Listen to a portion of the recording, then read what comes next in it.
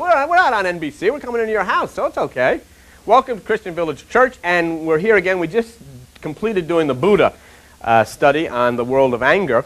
And what we're going to do now is I think you're going to find extremely interesting, and that's the nature of the soul. You've heard that word all through a religious experience that most of us have had, the soul. What the heck is it?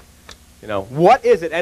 And really, before you can start thinking about saving it and thinking about, you know, praying about it, talking to God about it, what is the nature of it? What is it? You know, what is this elusive thing called soul? Well, it's the Spirit of God merging with the spirit of man. That's soul. When God and you merge together, it's soul. And according to the Kabbalah, now the Kabbalah is spelled K-A-B-A-L-L-A-H.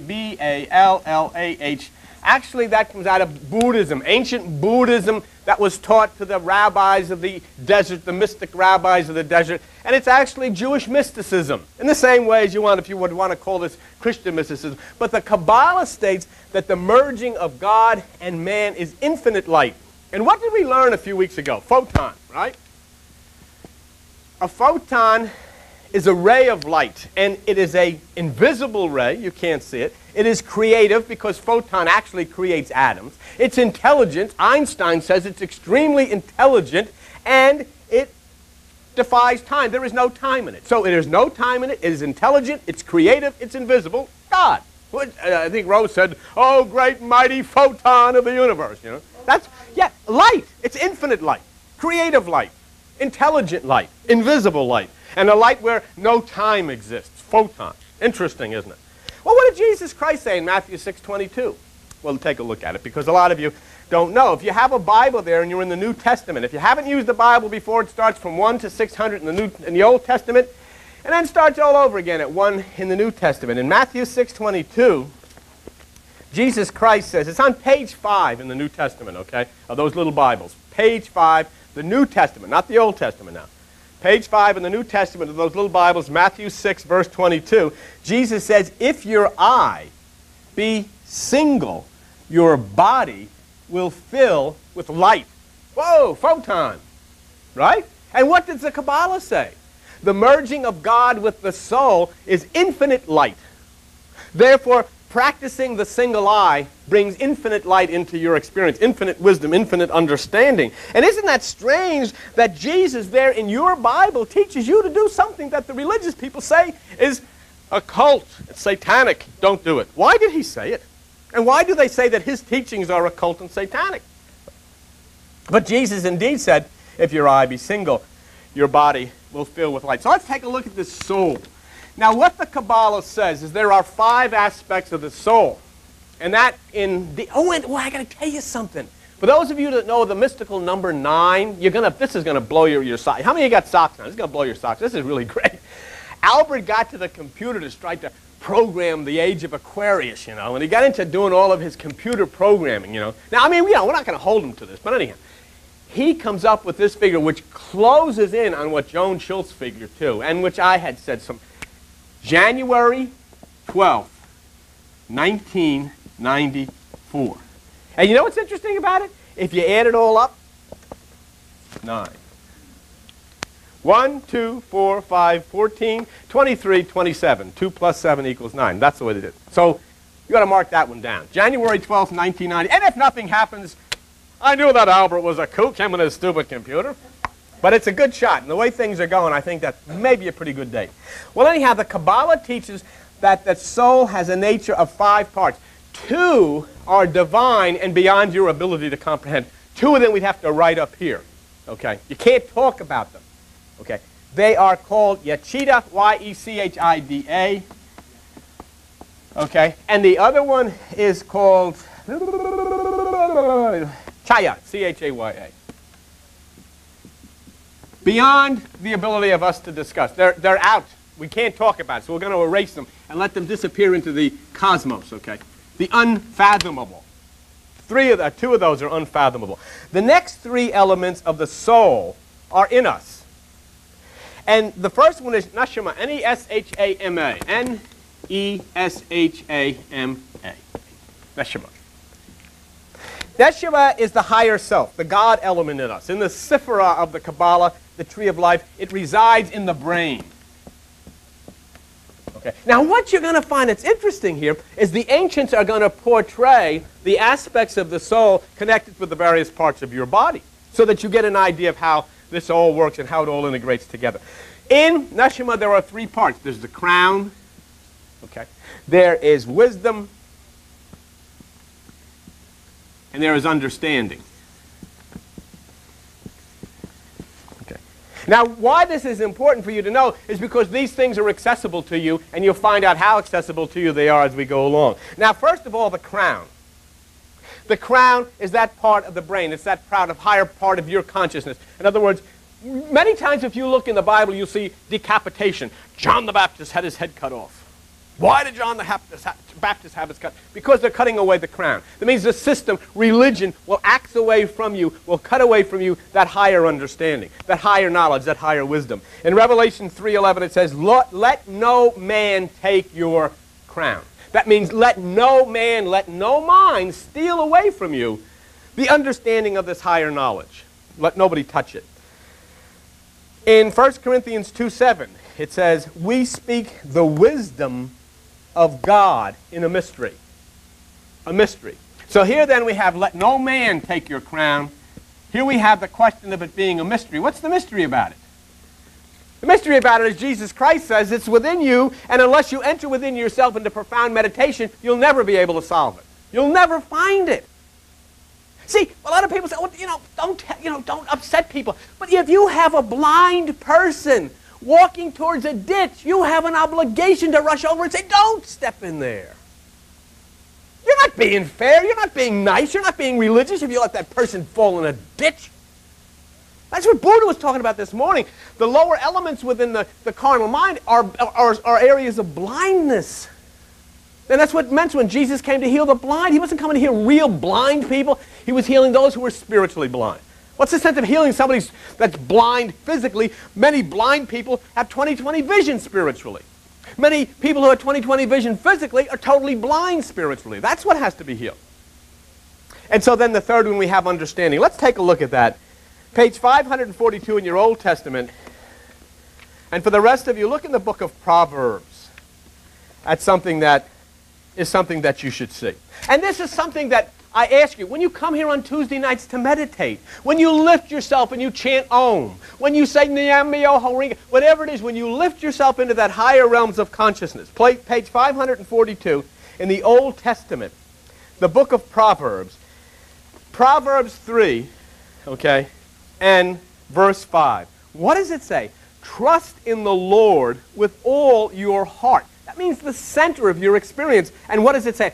Lean not unto your own understanding. You know why? You understand nothing. Absolutely nothing. There is nothing that you can fathom. Because what happens in there as you go in is you are yielding yourself up to this cosmic power to change you so that it can think inside of you. You're not going to think.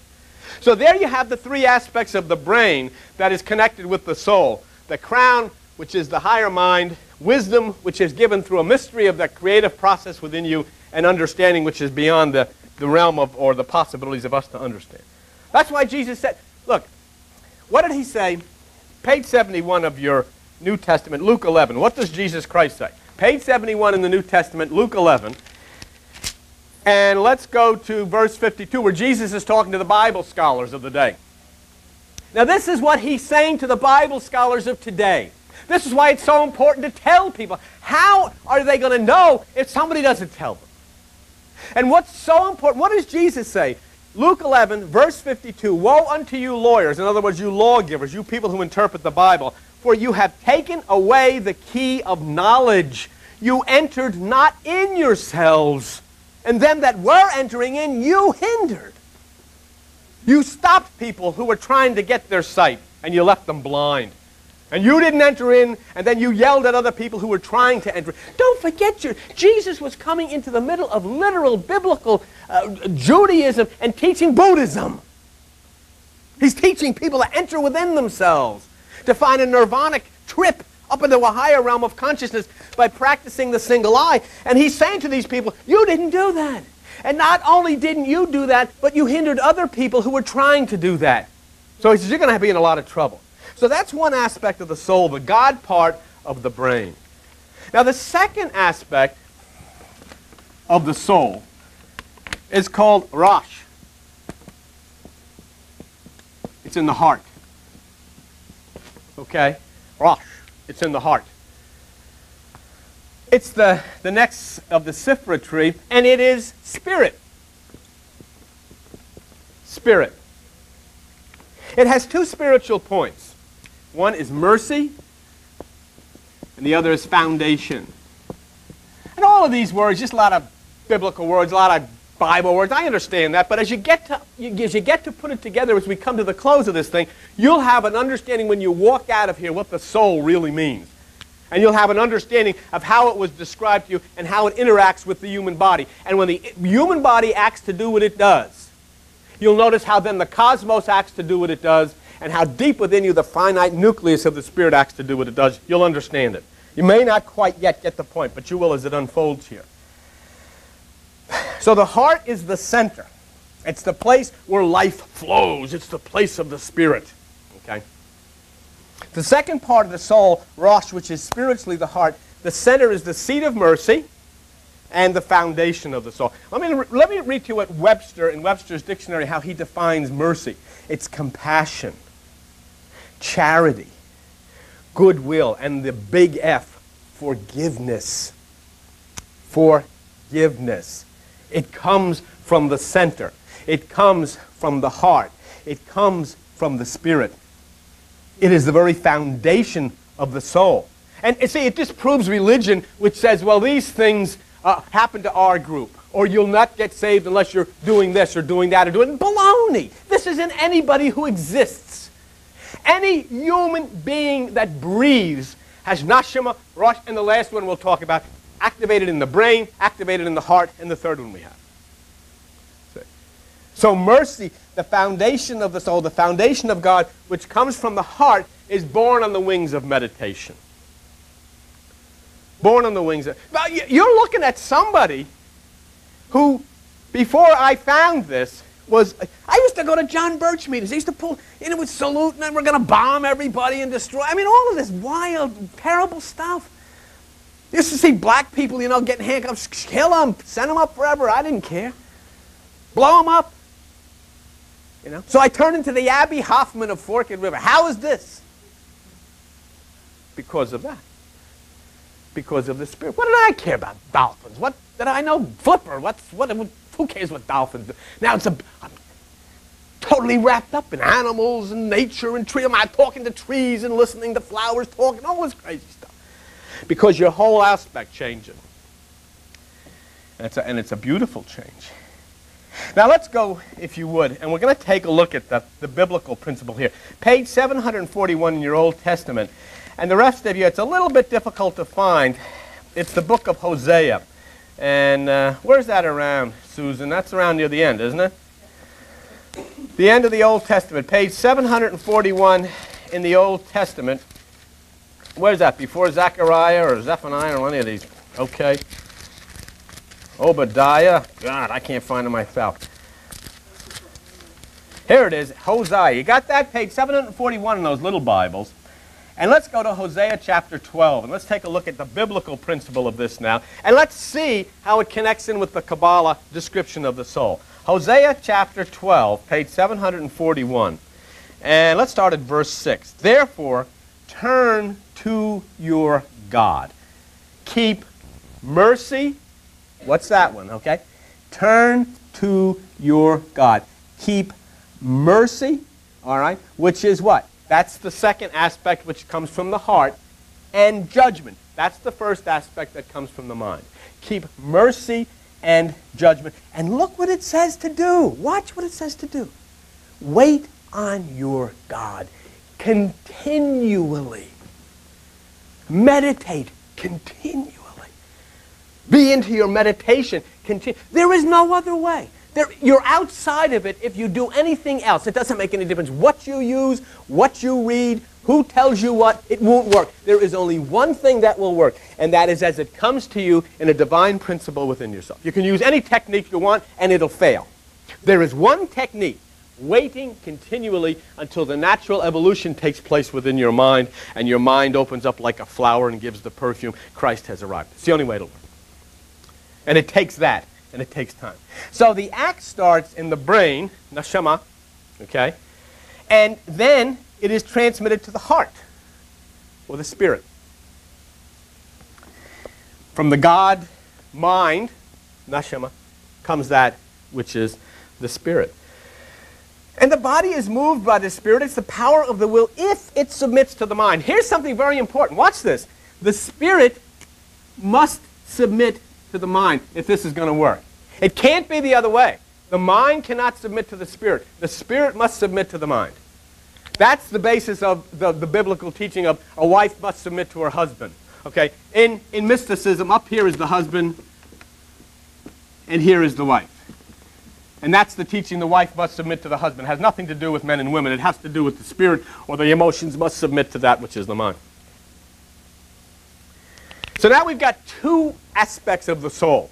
We've got the direction that comes from the renewed mind.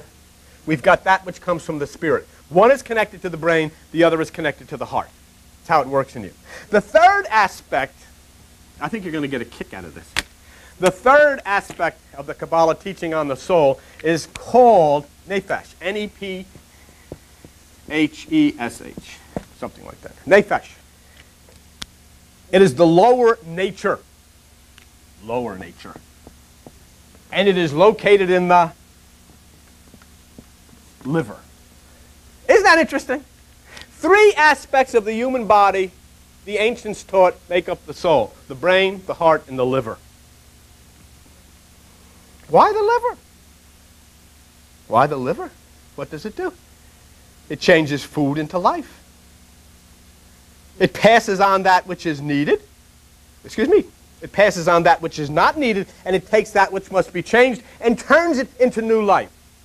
Huh? What happens to you? You go to the restaurant.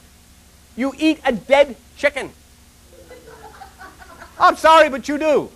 You know, you want to say, oh, I'll have a chicken under glass. It's a dead chicken. But now there's something happens. The liver takes it, takes the dead chicken, and turns it into you. It becomes alive. It becomes alive. The dead chicken becomes alive, and now it's no longer a dead chicken. It's you. Look.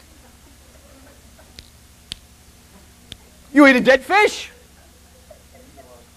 You eat a dead fish. Your body takes it. The liver takes it. Disposes of what is unessential and what could hurt you. Places that which is good back into the stream of your life, and the dead fish becomes you.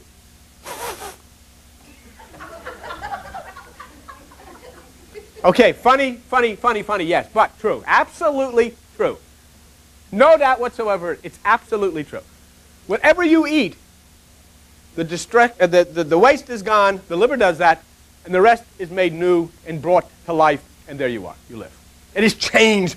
Don't you see why it's in the liver? That which is dead is transformed into that which is alive. Don't you see?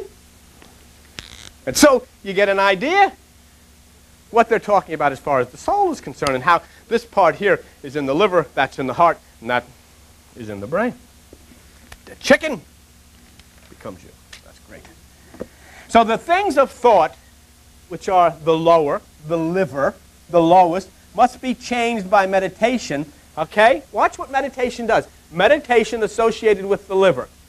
The thoughts that have been hurting you, the thoughts that have been distressing you, the thoughts that have been placing you in negative aspects of life are flushed away by that part of the soul. You know, just like in there. Whew. The good part then rises up into the heart, into the spirit. Where then the spirit takes that which is good, that which is alive, that which is eternal, and transports it up into that which is the mind, that which is the brain, that which is the seat of God.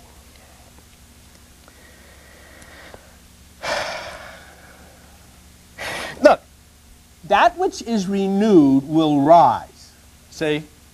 That which has been driven away by meditation will now rise up to the Spirit. And then the Spirit will carry it upward. Don't you see what exciting this is? See? The thoughts that come into your mind, so much of it is destructive. But when you submit yourself to the meditation at the lowest point, the meditation process then discharges that which is going to hurt you, takes that part of you which is good, and raises it up to the Spirit, who then takes it on the wings of a dove and carries it up to God, up into the highest place where you become one with the eternal promise and the eternal creative power of God. That's the soul. See how? Why are they saying this liver, brains, heart? Because what it's simply saying is your body functions exactly the same way as the Spirit functions. And the Spirit functions exactly the same way as the cosmos functions in the universe. And everything is a macrocosm. As it is way out there in the law, so it is way in here in the law. It's exactly the same. Nothing's different. All is the same. And so what do? We take this, bring it up here, and what does Paul say in Romans 12:2? Page 152 in your New Testament, the book of Romans. The Apostle Paul says what? Romans chapter 12 and verse 2. It says, be not conformed to this world, but be transformed by the renewing of your mind. A fellow wrote to me and says, you New Agers are all alike. You think all of this thing has to do with consciousness. I said, I didn't say that. It was this New Age character that wrote the Bible, Paul. He said you must be transformed by the renewing of your mind. Certainly. Haven't we done enough damage? Haven't we wrought enough destruction on each other and on the planet with the minds that we have? Isn't it time for the renewal? And you see, the point is this, and this is something that is so difficult for me because time is running out, and especially if that is right. These people are going to get consumed either into this God New Age through Christ, or they're going to be overrun by it because they're not going to be. It's going to be the same thing as happened to all those communist people who tried to stop the New Age movement in the Soviet Union. The revolution of thought, what happened to them? They stood in the way of it. And they're in dungeons. You can't stand in the way of this. Nobody's going to stop Uranus from consummating this marriage in Aquarius. Nobody can stop it. It's a universal thing that's happening. Nobody can stop it. It'd be a good idea to begin to understand it.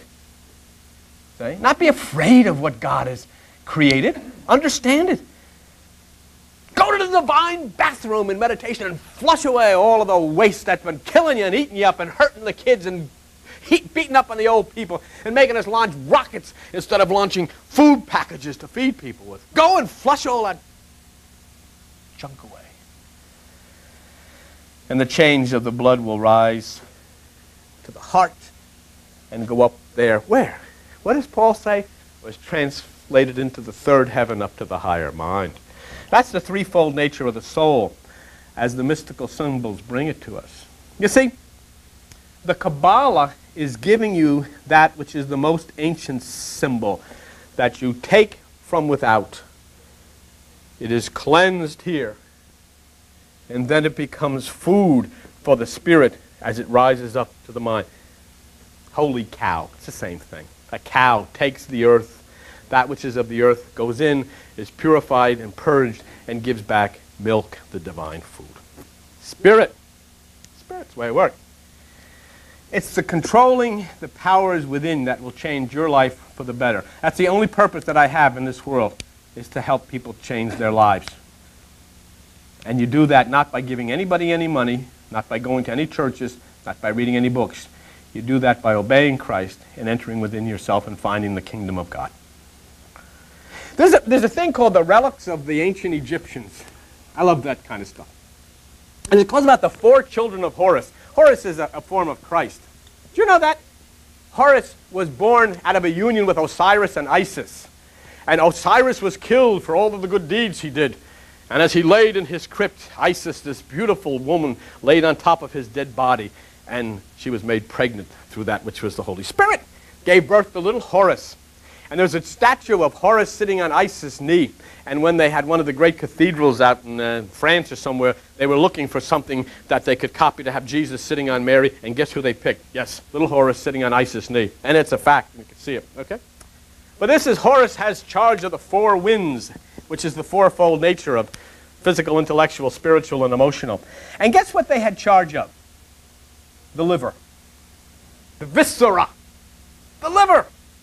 And the reason was because the ones that were not one with God, the myth was that they had to go to the court of judgment and they brought the livers with them because according to the ancient Egyptian belief, it was not the divine ego of man that sinned, but his internal organs. They didn't do the job. Do you see what what did he just say? It's not you because you don't know. Your internal spiritual organ isn't working. It's not purifying the waste away. And you're getting sick. If somebody has liver trouble or liver damage, what happens to them? Don't last long, do they? Because all the poisons flood through the system. Do you see? The organs are not working in the culture, in the system. And the liver is not passing the waste, the spirit, the internal spiritual. And so they're filling up with this poison and everybody is sick. And then they make rules and regulations and laws. Sick people do. And when sick people tell you how to get well, you got a problem. Now, can you relate to this as a Christian? Certainly. Look, let's go to page 148 in your New Testament. You're in the book of Romans right now, right? 148 in the New Testament, Romans chapter 7. What's the Apostle Paul say? This is what the Apostle Paul says. Romans chapter 7 and verse 20. Now, if I do that I would not. In other words, he's saying, if I do what I don't approve of, it's not anymore I that does it. It's the sin that dwells in me. That's why they took the liver down. They didn't blame the person. It's not your fault. Your liver's not working. That's true, isn't it? You can't blame a blind man because he couldn't see the red light. It's not his fault. His eyes weren't working. So they simply said, it's not your fault that you're all screwed up like that. Your liver's not working. You didn't have all that junky thoughts purged and purified out of so that you could rise up.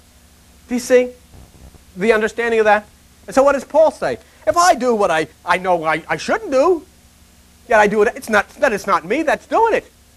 It's that which is, my liver's not working. The junk hasn't been purged away. Something's wrong. And look what it says in verse 21 and 22. I find then a law that when I would do good, evil is present with me. For I delight in the law of God after the inward man. See? And the Bible has told you that, the ancients told you that, the Kabbalah tells you that there is a cycle working within you that you can do nothing about. It doesn't make any difference who you counsel. It doesn't make any difference what techniques you use. It will change absolutely nothing. Only one thing will, and that is getting these things that spiritually activate within you to work so that your meditation purges away the waste. Then they can take that which is left, which is the good part, up to the Spirit, who will fly with it up to the heavenly place within you, which is the brain or the higher mind of God, and you are changed. So the soul, then, through the Kabbalah, is assigned 3 pillars of the tree of life. Neshama, the brain, represents the pillar of mercy. It's the renewed mind. It bursts forth in you when your judging nature changes to a nature of acceptance. And that's good. And when your self-survival, you see, this is a problem that Christianity has to deal with, this thing of I'm saved. That's not what you're here for. My job is to not worry about if I'm saved. My job is to worry about helping you get saved. And that means really saving you out of all of the tortures and torments that you shouldn't be experiencing in the first place, by allowing you to understand yourself and where the key to that salvation rests inside of yourself so that you can take it and fly with it. Not for myself. Myself means nothing. If I'm doing what is right, my survival is going to be fine. If I'm doing what is wrong, I'll have to come back and learn it all over again. I'll come back as a priest, I would assume, or a Baptist, I don't know. It's okay. Whatever it takes. All you can do is what you can do, you know what I'm telling you? All you can do is what you know is right to do. And that's why the most important thing, and if you never see me again, no big deal. But the most important thing that you should take from this place is never let anybody steal your doubts away from you. Hang on to your doubts. Because as long as you doubt, you'll never have anybody grabbing you and getting you into a mob to sign a card and joining anything. Never start thinking like somebody else does. You're an individual, a unique person. And the Spirit works with you as a unique person. The second thing, as we're wrapping this up, Rosh, is the middle pillar of the tree of life. And it is the pillar of judgment. It is the spirit of the human spirit becoming divine spirit. In Matthew 7:2, Jesus said, and I want you to just take this before you leave here. For with what judgment you judge, you shall be judged. You know who's going to judge you? Yourself. Ain't nobody sitting at a courthouse going to judge you. You're going to be judged by yourself. And that's karma. And the spirit that comes in services will either be human or divine. And if it's human, it's going to be trouble. If it's divine, it's going to be fine. In other words, when you start spilling out of yourself judgment onto another, you know what's happening? It's spilling into yourself at the same time. And you feel it, and everything negative starts to come upon you because what you put out, you're going to retain. And you say, well, I can't help it. I know that. I do a lot of it. Shoot my mouth off when I shouldn't. Say things about other people when I shouldn't. I understand that.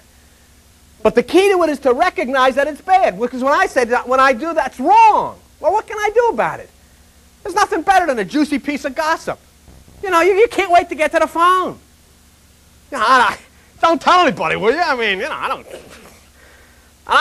not going to. I promised so-and-so I wouldn't say anything. So don't say nothing. I'm just telling you because you're a friend. Where do you hear this? What makes you do that? What you do? It's in here. But see, it's okay. You do it. But the point is knowing that we shouldn't. We keep searching within ourselves, exposing ourselves to this inner life until finally the tree comes up through the ground. And finally there's some life germinates into the seed of this mind of ours. And finally, the last part of the pillar, which is nephesh, which is the liver, the seat of the animal instincts, is known as the material or sensual world. Most of you know about that. Have had experiences with that. So there you have the nature of the soul. And maybe you have a little better idea of how, because this is how your body works. You can prove what I said tonight because that's how your body works. If the liver doesn't purify which comes in from the outside, you're going to die. And if the liver doesn't purify what comes out from the outside and doesn't do a good job of it, you're going to get sick. If that spiritual liver within you doesn't purify that which comes in from the outside through meditation, you're either going to die spiritually or you're going to get very sick. And once that is done, your heart will pump that beautiful blood up to the brain, and you'll be a whole person.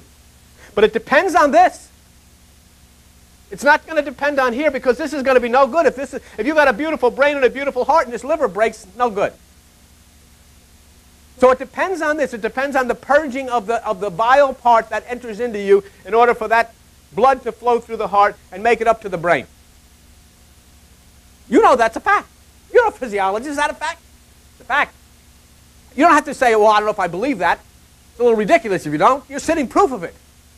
It's what goes on inside of you. And what this is saying to you is that spirit operates the same way. Because if your body didn't work that way, spirit wouldn't work that way. If it worked the opposite way, spirit would work the opposite way because spirit has to follow the same laws as body does. So then meditation, the meditational liver has got to be there to purge away and purify the waste. So that which is the blood which is left, the pure meditational blood, can rise up through the heart, which is the spirit, and then be transported up to the brain so you have a renewed mind. That's the way it works. So we have the nature of the soul. Carl Jung, who was the eminent psychiatrist who was a contemporary of Sigmund Freud, his concepts were exactly the same, Albert, only he called them self, psyche, and shadow. Self, psyche, and shadow. And of course, I'm not about to even start to consider Carl Jung because he's too far over my head. We can't go into that. But as we find, as we close here, that the soul relates to the body, you can see the continuation of the macrocosm and the microcosm, because once you get out of your liver into the heart up to the brain, and then you take this above here, you get into the very same way. Everything must be purged so that there can be a flow of spirit that can then make the creative process, whether it be the sun and the moon connected with the stars, or that which is the germination process that makes a seed turn into a tree. All of these things work in the exact same way. We operate as does the universe. And inside of us, the organs appeal to the same laws that we do spiritually. I want to leave you with this, what Carl Jung says. And he says this: the self is not only the center, but the whole circumference, which embraces both the conscious and the unconscious. And Carl Jung concludes by saying, it is all that human beings may be. See? So there's no hocus pocus here. You've just had an inside look at how the soul operates. It operates the same way that your body operates. And you know how you feel when your body's not operating properly.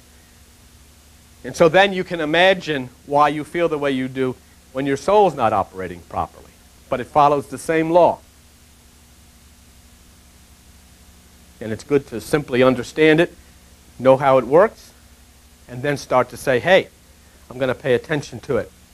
So I'm going to get into the meditation and see that that wasting is done and purged away, and that the good stuff left flows up through the spirit, so the spirit can take it up into the brain, and I can then have the mind of... That's what the Apostle Paul says. I have the mind of Christ.